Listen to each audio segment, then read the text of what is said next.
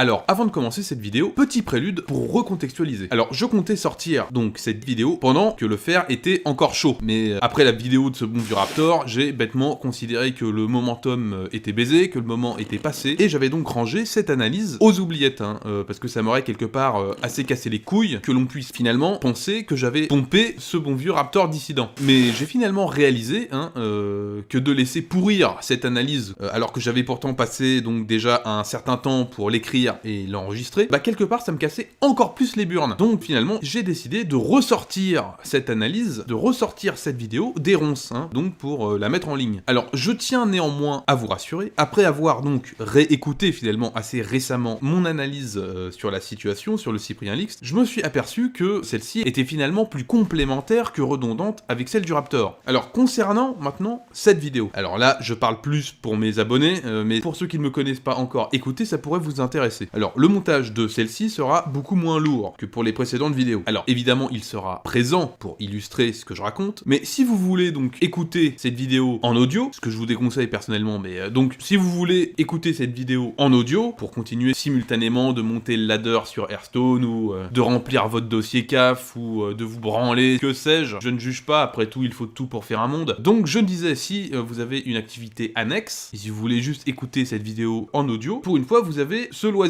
Donc dernier point que je tiens à souligner avant de commencer, j'ai pour habitude d'enregistrer mes vidéos donc après mes petites balades nocturnes, mes petites arsouilles nocturnes quotidiennes, parce que j'ai toujours la pêche en revenant finalement. Et là vous allez me dire, mais on en a rien à branler. Eh bien vous remarquerez que nous sommes en hiver, donc une saison, d'aucuns ici me contredira, saison qui n'est pas tendre avec les motards. Et là vous allez me dire, où est-ce que tu veux en venir? On ne comprend rien, qu'est-ce que tu racontes? Donc je viens au fait, la dite nuit où j'ai enregistré cette vidéo, donc c'était en novembre, donc ça remonte un peu mais je m'en souviens très bien, la dite nuit où j'ai enregistré cette vidéo après cette fameuse petite balade nocturne sur les bords de Loire, donc cette dite nuit était affreusement froide et humide. Et ayant un casque pourri qui prend l'air de tous les côtés et une moto qui n'a pas de carénage, mes sinus se sont bien évidemment pris un sacré putain de coup dans les gencives. Et donc malgré le rhum et le café, finalement, bah là j'ai pas pu y faire grand chose, mon gros pif et mes putains de sinus se sont progressivement bouchés. Et l'audio, là vous aurez compris où je veux en venir, en a donc très légèrement été impacté. Et non, je n'ai pas voulu réenregistrer parce que même si mes vidéos sont scriptées, finalement ça reste de l'improvisation. Je ne récite pas une leçon. Finalement, je n'allais pas répéter bêtement tout ce que j'avais dit cette dite nuit où j'ai enregistré cette vidéo, parce que ça serait pas naturel, ou alors c'est parce que je suis une feignasse. Tu peux te faire ton opinion, j'en ai strictement rien à branler. D'ailleurs, si tu veux me dire ce que t'en penses dans les commentaires, encore une fois, aucun problème, moi ça me fait du référencement, de toute façon, voilà, faut le savoir. Donc, si vous voulez toujours, encore une fois, me faire remarquer ce petit défaut dans les commentaires, encore une fois, aucun problème. Mais je préfère vous prévenir par correction, quand même, parce que je me suis dit, quand même, c'est quand même, voilà, je comprends pas pourquoi j'ai mis autant de temps pour dire aussi peu de choses. Bon allez, fini de blablater et de dire de la merde, j'ai déjà perdu 50% de mes viewers, Je suis en train de me rendre compte que finalement j'aurais même pas dû faire ce putain de prélude et vous balancer directement le morceau. Allez, c'est parti pour le Cyprien Lix. Salut à tous, alors c'est Monsieur Léonoir. Alors aujourd'hui, je voulais vous faire une petite vidéo pour parler d'un sujet quelque peu putaclic, pour changer. Oh la merde, chum! Oui, parlons du Cyprien Lix, révélé donc par nos amis de jeuxvideo.com, qui sont, entre parenthèses, à l'heure actuelle donc, les plus grands trackers d'hypocrisie en France. Je ferai d'ailleurs une petite vidéo, certainement en suivant de celle-ci, parce que les deux sont finalement liés, pour développer ce point particulier concernant donc ces bonnes vieilles clés du 1825, et démontrer pourquoi donc ces clés sont, à l'heure actuelle, des trackers d'hypocrisie. Alors d'abord, je tiens à m'excuser pour la simplicité du montage, mais comme dirait l'autre, faut battre le fer pendant qu'il est encore chaud. Bon alors encore, je reviens, je fais une petite parenthèse. Donc bien évidemment, vous aurez compris que j'avais prévu dans ma tête de sortir cette vidéo en novembre, quand le fer était donc encore chaud, mais bien évidemment, il est complètement froid. Mais pour ceux qui s'y connaissent un peu en forge, vous saurez donc que pour réchauffer un tisonnier, il faut le frapper. Donc là, c'est ce qu'on va essayer de faire. On change de schéma. On va essayer, cette fois-ci, de réchauffer le fer en le frappant. Voilà, cette analogie me plaisait, alors j'ai décidé encore une fois de vous interrompre dans l'écoute pour vous en faire part. Bon, je dis encore une fois de la merde, ça sert à rien, mais voilà, c'est là.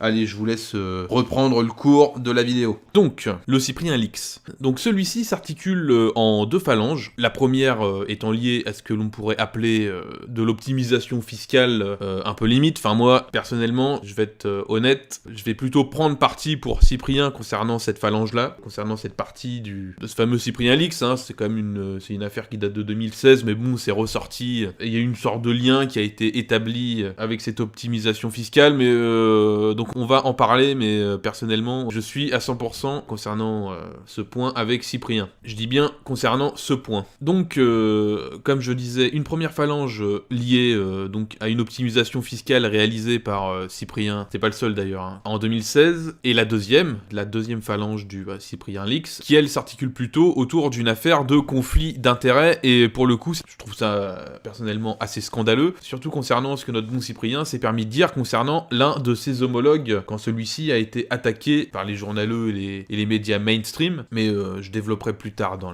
la vidéo. Donc pour continuer sur cette deuxième phalange très vite, je parle bien d'immoralité et non d'illégalité, et la nuance est importante. Je laisserai d'ailleurs la primeur à d'autres youtubeurs pour développer et creuser un peu plus concernant un éventuel conflit d'intérêts avec le CNC. Donc voilà, moi je m'attacherai plutôt au côté immoral de la chose, surtout mis, parce que moi je suis pas un moraliste, mais surtout mis en relation avec ce que Cyprien s'est permis de dire sur un de ses collègues. On y reviendra. Alors, pour résumer donc cette première phalange du Cyprien Leaks, pour revenir sur son optimisation fiscale en 2016. Donc Cyprien était actionnaire d'une entreprise, Talent Web, à hauteur de 3 900 € d'actions à l'époque. Et donc avec la croissance de Talent Web, forcément la valeur des actions s'est envolée.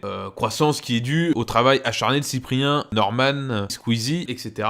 C'est pas la chance qui a amené Talent Web SAS à ce niveau, mais le dur labeur de ses créateurs et actionnaires. Donc au moment du rachat de Talent Web par Webedia pour 25 millions d'euros, donc Cyprien s'est retrouvé avec l'équivalent de 6,6 millions. Jusque-là, aucun problème. C'est lui qui s'est cassé le cul avec Squeezie et Norman à monter Talent Web SAS et à faire évoluer l'entreprise. Donc finalement, on peut dire qu'il ne fait que récolter ce qu'il a planté plus tôt. Seulement, vu la plus-value extrêmement importante effectuée, et comme on est en France, Cyprien, donc s'il avait éventuellement voulu récupérer son argent, aurait dû être taxé déjà à 15,5% de cotisation sociale pour la plus-value, donc CSG et CRDS, et sans compter donc en plus l'impôt sur le revenu absolument délirant de 45%, ce qui aurait donc fait 4 fucking millions de taxes à payer pour Cyprien, qui aurait donc récupéré sur les 6,6 millions seulement 2,6 millions. Alors pour éviter de perdre plus de 60% de sa récolte, Cyprien a décidé de faire un montage fiscal, une optimisation fiscale, en transférant donc ces 6,6 millions d'actions dans une autre de ses sociétés, donc WeBorn.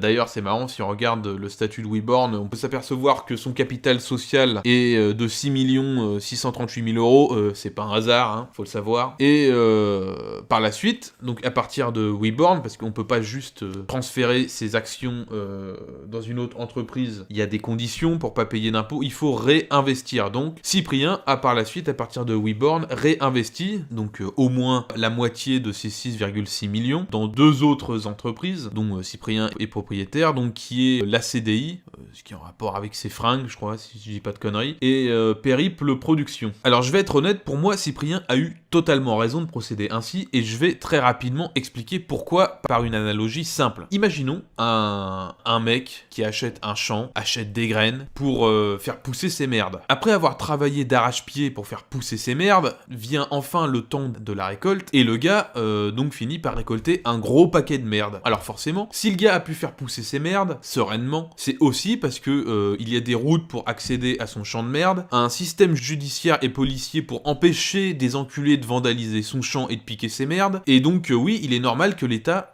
qui s'occupe de ses fonctions régaliennes, vienne ponctionner une partie de la récolte de merde du mec. Mais pas 60%, pas 60% du tas de merde. Enfin, c'est complètement délirant et en plus contre-productif. Et oui, et je vais vous expliquer pourquoi. Concernant les gens dans le même cas que Cyprien, c'est-à-dire vraiment avec des avec des gros retours sur investissement, hein. On n'est pas dans la logique du commun des mortels. C'est évident qu'avec une ponction de 60%, plus de la moitié, bah les gars vont forcément se faire chier à faire des montages fiscaux pour échapper à cet impôt qui est gargantuesque. Même si, et là je parle pas de Cyprien, même si parfois ces montages fiscaux sont à la limite de la légalité, hein, voire même illégaux dans certains cas. Donc les gens vont tout simplement se dire, le jeu en vaut finalement la chandelle, je prends le risque. Et je fais juste une parenthèse, non, l'empathie n'a jamais guidé le monde des hommes, hein. Personne ne donnera de gaieté de cœur 60% de son dû pour le bien commun, hein. Il y a que les hypocrites pour croire et créer des systèmes basés sur une hypothétique bonté inhérente de l'humain.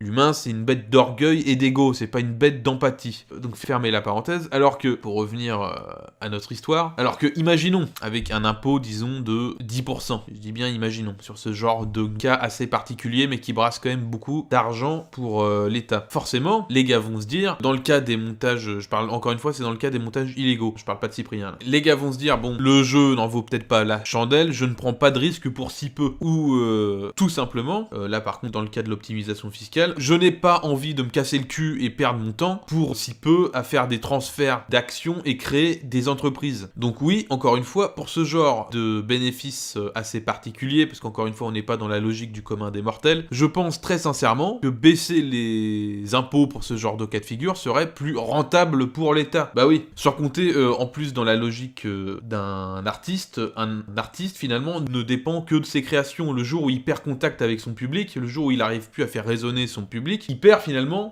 toutes ses possibilités de rentabiliser son œuvre. Donc quand un artiste crée quelque chose et que ce quelque chose a du succès, il se doit de capitaliser, de mettre de côté. Parce que forcément, il va devoir affronter des périodes de creux et il aura absolument aucune entrée d'argent. Donc c'est un système quand même qui est vraiment pas adapté, on va dire, pour les artistes, quoi. Alors bon, je ferme cette parenthèse. Après, je l'avoue, j'ai toujours trouvé le système anglo-saxon bien plus intéressant. Attention, j'ai pas dit meilleur, je n'aimais pas de jugement de valeur. Fermez la parenthèse que le système français, dans la mesure où tout est plus libre. Donc il y a peut-être pas de filet de sauvetage quand on se mange la gueule dans le caniveau, pour une raison ou pour une autre, mais l'individu est libre de pouvoir capitaliser. Et cette capitalisation permet à certains individus géniaux de pouvoir créer des géants, un peu comme on peut imaginer, comme Elon Musk avec SpaceX. Si Elon Musk avait été français, jamais il aurait pu créer SpaceX, parce qu'il n'aurait jamais pu capitaliser assez pour créer une entreprise de cette taille. Le système français est beaucoup plus sécuritaire pour l'individu. On peut pas vraiment toucher le fond. Chacun a son filet de sauvetage et personne n'est laissé sur le carreau. Mais la capitalisation est quasiment, je vais pas dire impossible, mais est rendue extrêmement complexe. Jamais en France, encore une fois, Elon Musk n'aurait pu créer SpaceX. Seul l'État est capable de créer des géants. En France, on a donc, pour les individus voulant créer et ayant les capacités de créer quelque chose de gargantuesque comme Apple ou Windows ou Google ou tout ce que tu veux, bah en France c'est pas possible, parce qu'en France il y a ce plafond au-dessus de chaque individu qui l'empêche de capitaliser. En France, on va dire que le génie individuel est quelque peu bridé, contrairement au monde anglo-saxon où l'individu est beaucoup plus libre. Qu'à voir ceux qui ont eu l'occasion de créer une entreprise aux États-Unis et en France. Aux États-Unis, c'est beaucoup plus simple et c'est beaucoup moins taxé. Enfin bref, je suis en train de digresser. Alors, pour fermer cette parenthèse et cette digression, j'ai bien entendu synthétiser et simplifier ma pensée au maximum concernant ce sujet, pour ne pas perdre de temps. Donc je ferai certainement une vidéo plus poussée sur ce thème. Donc les gens gavroches qui vont venir me casser les couilles en me sortant leur diatribe anticapitaliste, déjà je fais une distinction, moi, contrairement à vous, entre le marché et la capitalisation. Et encore une fois, j'ai simplifié ma pensée, donc forcément, qui dit simplification et vulgarisation, dit raccourci. Donc venez pas me casser les couilles, je ferai une vidéo sur le sujet. Voilà. Donc pour faire court concernant l'optimisation fiscale de Cyprien, moi je trouve ça tout à fait normal. Je vois pas qui pourrait reprocher à quelqu'un de ne pas vouloir donner 60% de ce qu'il a dûment gagné. Donc cette parenthèse fermée, il est temps cette fois-ci de passer à la deuxième phalange, donc du Cyprien Leaks, qui cette fois-ci me dégoûte profondément, surtout mis en relation avec ce que Cyprien s'est permis de dire à l'un de ses homologues youtubeurs. En fait, c'est plutôt pour le coup l'hypocrisie monstrueuse de Cyprien que je compte mettre en exergue dans cette partie et non accuser Cyprien de conflit d'intérêts. d'intérêt. Surtout que pour moi, dans cette histoire, le problème vient de comment est foutu le CNC, mais je développerai. Encore une fois, je n'ai pas de jugement de valeur, je ne suis pas un moraliste ni un manichéen.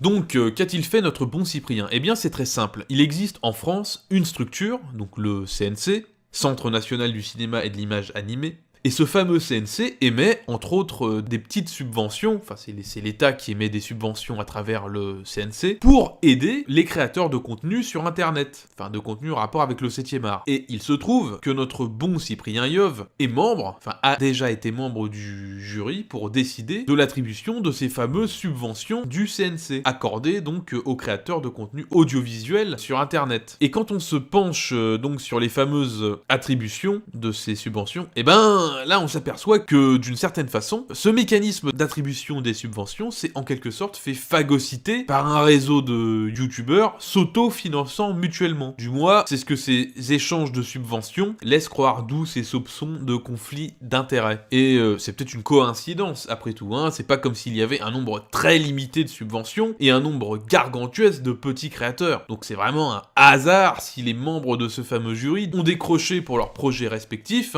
des subventions, et si leurs amis, qui ont aussi été membres à un moment ou un autre du jury, les décrochent aussi. Par exemple, pour rester centré sur Cyprien, on a lors de la commission du 24 avril 2018, Cyprien, donc présent lors de cette commission, qui attribue 50 000 € à donc Solange te parle, donc qui n'était bien sûr pas présente lors de cette commission du 24 avril 2018. Et ensuite vient la commission du 22 juin, donc là Solange est présente mais Cyprien est absent de cette commission. Et cette commission attribue 50 000 € à Cyprien, donc via sa société Périple, pour l'aider donc dans, je sais plus de quel court-métrage il s'agissait, et j'en ai rien à branler. Et donc on peut quand même se poser la question légitime du y a-t-il eu conflit d'intérêts? Et encore une fois, je laisserai la primeur à cette question à un autre youtubeur qui, je pense, fera, parce que finalement le sujet me casse un peu les couilles, fera certainement un travail un peu plus assidu concernant le pompage de ce qui a été révélé sur JVC. Donc concernant ce potentiel conflit d'intérêts, voilà ce que Cyprien a à nous dire, voilà ce que Cyprien a répondu. Alors, il est écrit: je ne fais pas partie de la commission quand je dépose un dossier et je ne sais pas ce qui se dit pendant cette session. J'attends les résultats, comme tout le monde. I really don't understand your point. Nobody ever made the argument, that's what you did. You're not addressing that. So now you're going to see Cyprien's primary argument in his defense is that other people have done it too. Now, I found out about this through Cyprien, car il fait partie des youtubeurs les plus suivis au monde. And so when they do stupid things, obviously it pops up on someone's radar more. I think what he thinks is that everyone's out to get him, and that's not the case. It's just how I found out about it.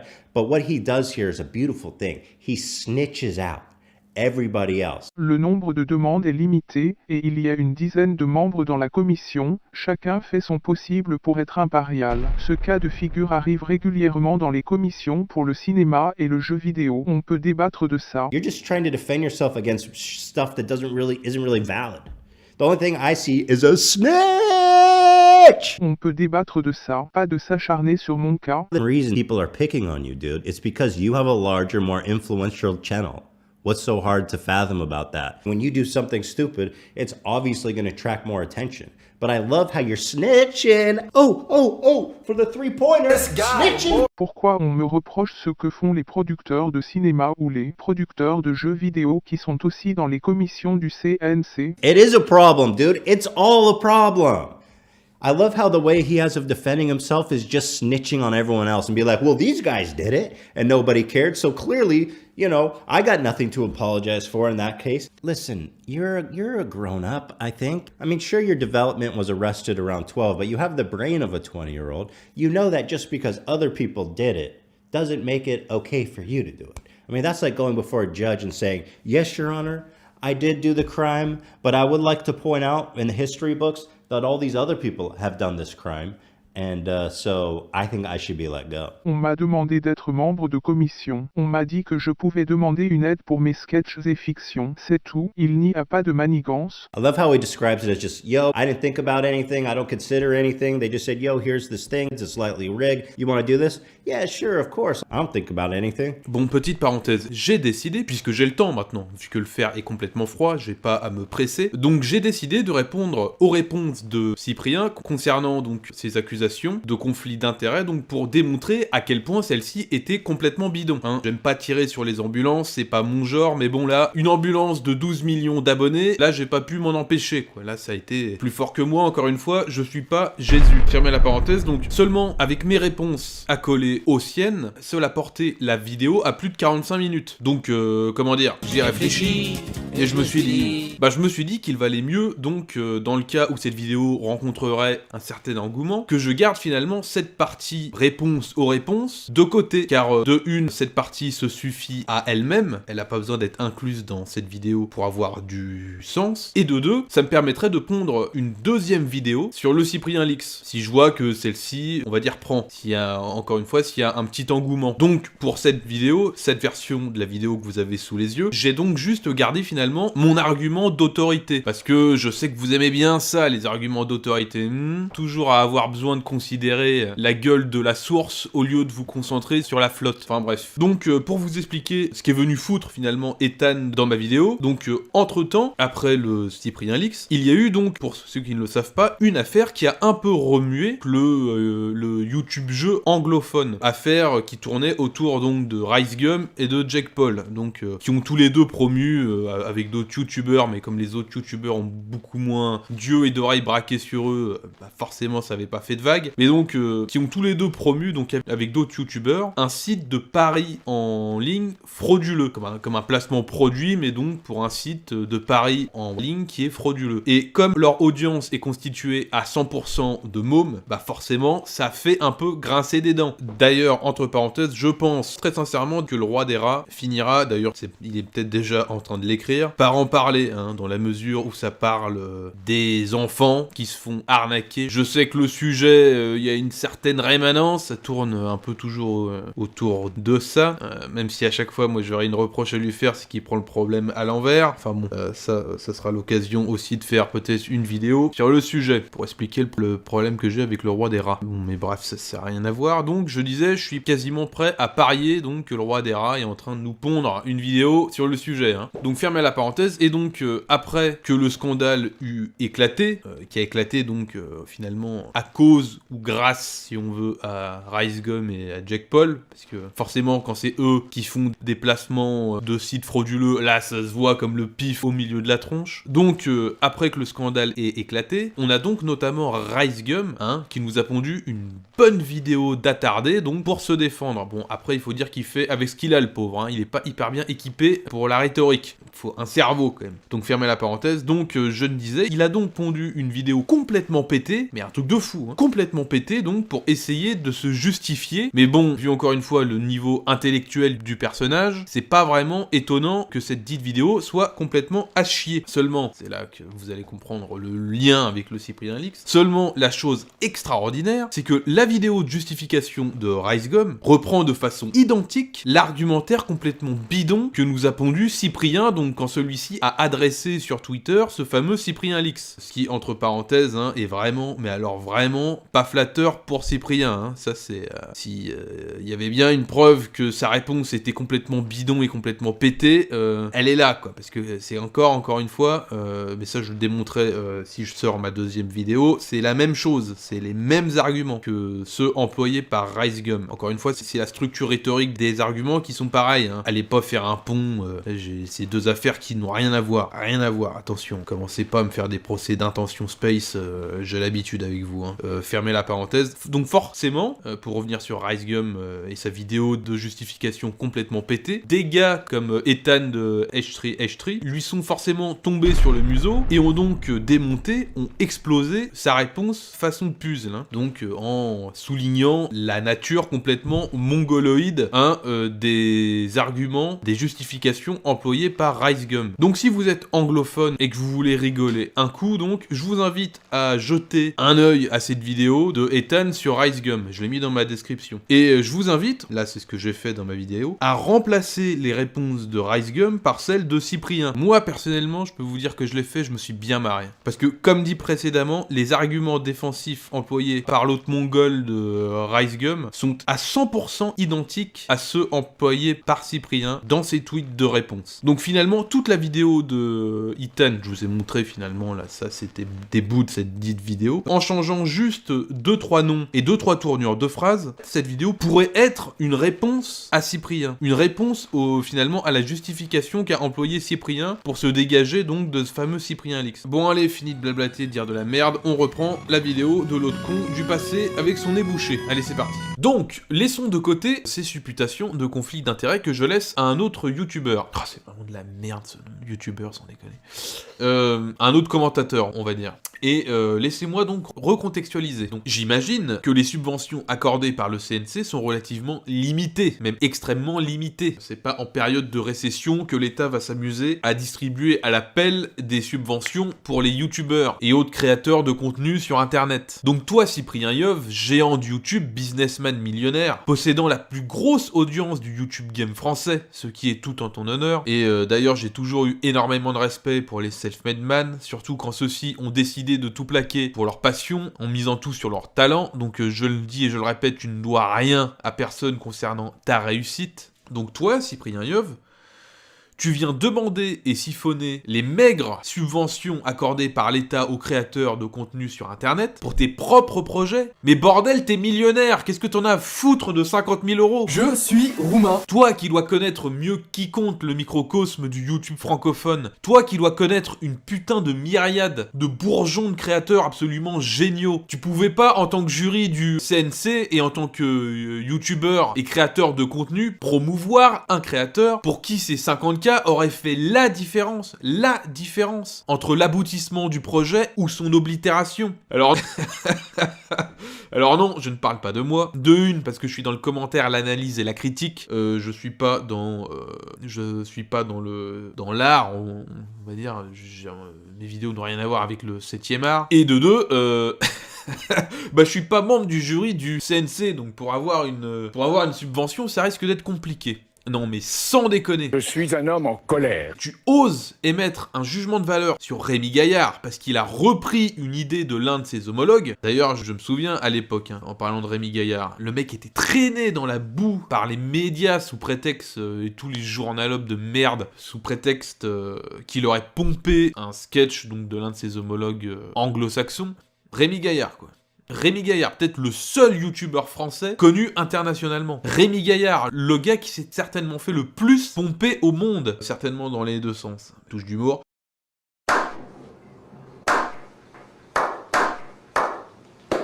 Et donc, toi, Cyprien, alors que à cette époque, Rémi Gaillard, et ça se voyait comme un gros nez sur ma tronche, Rémi Gaillard lançait des perches donc au monde d'internet, en gros pour que les acteurs de ce monde l'aident à sortir de la boue dans lequel l'avaient mis ces fameux médias, salissant donc son image à jamais, en l'assimilant à un vulgaire plagieur, donc ce qui à tout jamais a sali son œuvre, hein, parce que calomnier, il en restera toujours quelque chose, hein, ça c'est une constante. Donc toi, Cyprien Yov, pierre angulaire du YouTube français, tu lui as pris la tête et tu lui as enfoncé encore plus profondément dans la merde. D'ailleurs, il suffit de voir donc cette vidéo de réponse hein, de Rémi Gaillard à ton égard, emplie d'incompréhension, de dégoût et de colère, hein, qu'il t'a envoyé donc après ton tweet absolument ignoble, absolument infâme. Comme Jean-Yves Lafesse qui a dit c'est pas bien, c'est du vol et tout, mais putain, mais c'est sûr que jamais je vais m'inspirer de tes vannes et de tes idées. Pareil pour le mec qui fait des caméras cachées dans sa chambre là, sur internet, pas Norman, le mec avec des lunettes. Arrête, putain, arrête. Va faire des vidéos pour les enfants, tout ça. Demande qu'il like tes vidéos. Voilà, branle-toi sur tes abonnés, tout ça. Mais juste. Donc, tu t'es permis du haut de ta fausse vertu et de ta fausse morale, comme un hypocrite que tu es, de lui faire un bon gros jugement de valeur. Donc, en criant avec les loups, hein, comme si Rémi avait effectivement commis une faute. Oui, parce que pour revenir à ce qu'il lui a reproché, tu sais, reprendre les idées des autres, c'est le propre de l'homme. C'est d'ailleurs flatteur pour le créateur de l'idée. Tu sais, pour réellement savoir si finalement t'as eu une bonne idée, c'est très simple, hein. Expose-la et attends un peu. Donc si les gens te disent que l'idée est formidable, c'est qu'elle est à chier, parce que les gens sont des faux culs de merde, mais si ils ne disent rien et se l'approprient et la font leur finalement, en la propageant à leur tour, ce qui a donc pour conséquence de la propager de façon massive dans l'idéosphère, bah à ce moment-là tu pourras dire que effectivement ton idée était bonne. Tous les domaines avancent comme ça, les idées sont reprises, transformées, améliorées au cours du temps. Reprocher à un artiste de reprendre un sketch pour le mettre à sa sauce en plus, hein, est d'une hypocrisie inconcevable. C'est vrai que le concept du podcast est une création 100% originale de Cyprien Yov. Reprocher au gars, encore une fois, le plus copié et repris par les anglo-saxons, justement. D'habitude, c'est toujours l'inverse. Je crois que avec Rémi Gaillard, c'est le seul cas où la logique est inversée. Rémi Gaillard est devenu, au contraire, une référence du genre dans le monde entier. Donc, reprocher à Rémi Gaillard de voler les idées des autres, c'est quand même immonde. Et je finirai là-dessus concernant l'œuvre de Rémi Gaillard. Il faut savoir qu'elle est intemporelle. D'ailleurs, ça se voit parce qu'elle a traversé toutes les barrières de culture et de langue. Rémi Gaillard et son œuvre, et ça j'en suis certain, passera par la force des choses finalement à la postérité. La tienne sera oubliée. Ça, j'y mets ma main à couper. Alors déjà, la tienne ne passera jamais le plafond de verre de la francophonie, sans compter que celle-ci soit complètement engluée dans son temps, hein. Je rappelle, tu n'as fait que surfer sur une mode qui existait déjà chez les anglo-saxons. Alors, je n'aime pas faire des psychologismes, parce que ça n'a aucune valeur rhétorique, aucune valeur intellectuelle, mais pour moi là, personnellement, j'y vois clairement une affaire de jalousie. Mais encore une fois, hein, j'ai un respect énorme pour ton travail et ton œuvre, hein, même si, j'avoue, celle-ci ne m'est clairement pas destinée, c'est pas ma tasse de thé. Donc, fermez la parenthèse, donc j'ai également aussi énormément de respect pour ton accomplissement personnel en tant que self-made man, et surtout pour avoir eu le courage de tout plaquer et faire confiance à ton talent, alors que t'avais finalement, pour le coup, absolument à l'époque t'as investi du temps dans quelque chose qui était complètement abstrait et à l'époque tu pouvais pas savoir si ça allait marcher ou pas. Donc ça demande quand même une sacrée paire de burnes. Ça demande quand même un sacré courage. Donc de toute façon, il faut toujours faire le distinguo entre l'humain et l'artiste, entre l'humain et ses créations, entre l'homme et ses créations. Donc encore une fois, pour finir, j'ai du respect pour ce que tu as créé, mais je n'en ai absolument aucun pour l'humain Cyprien. Surtout, j'avais pas vraiment d'opinion parce que je te connais pas, mais je me suis mis à penser comme ça, et je pense que je suis pas le seul, depuis cette immondice et cette fils de puterie dont tu as fait preuve avec Rémi Gaillard. Et tu sais, pointer du doigt les autres pour remettre en cause leur moralité et leur vertu, et l'apanage des hypocrites, voulant cacher leur propre immoralité. C'est un peu comme un mécanisme de défense finalement. C'est aussi, quand on y réfléchit, une sorte de procès d'intention. Et un procès d'intention étant par définition une projection, la projection de son immoralité personnelle sur les autres, qui rebondit comme un miroir. Donc forcément, les autres te la renvoient. Mais tu penses que l'immoralité vient des autres. Mais non, c'est ton immoralité qui rebondit comme un miroir. Donc on en revient à nos trackers d'hypocrisie de JVC, hein,